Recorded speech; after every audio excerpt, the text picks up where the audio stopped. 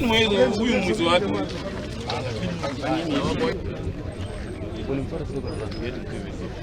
Kwa majina anaitwa Alred Atela. Hii biashara ni yangu. Mimi nina pool na nina video.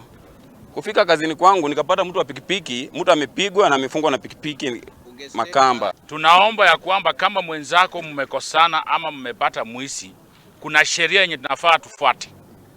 Watu ya bodaboda ya usiku ndio wezi.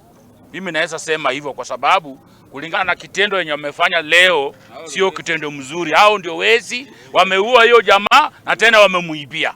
Karibu hii kimoja tumepoteza wana bodaboda karibu 6 na tukijua ni chanzo gani hao watu wanakufa. So naenda kuchukua hatua ya kufuatilia nijue na kina nani wamefanya hiki kisanga. Hapa mahali wanasema kumekuwa na watu zaidi ya watu 50 usiku.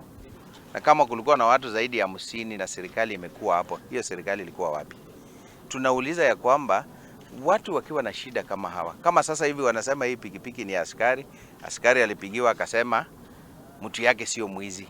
Tunaomba tu tafadhali, hii kitu inaitwa usiku sako waivunje. Nimepata kama amefungwa kwa pikipiki na ameweza kubondo na mawe, ambayo jambo haijanifurahisha kama mimi kiongozi wa bodaboda. Kwa hivyo sasa ukiona vile mauaji imeanza kuwa ni inaonekana ya kwamba usalama imerudi chini, na tungeomba kwamba maaskari wetu wawe alert, sababu ukiona vitendo ya bodaboda kufa hivi tulikuwa tumesimamisha, sababu tulikuwa tunashirikiana na polisi, lakini nakaa upande wa usalama. Na tukirogoria ciĩgiĩ ũteti nĩ atĩ mũnini wa mũtongoria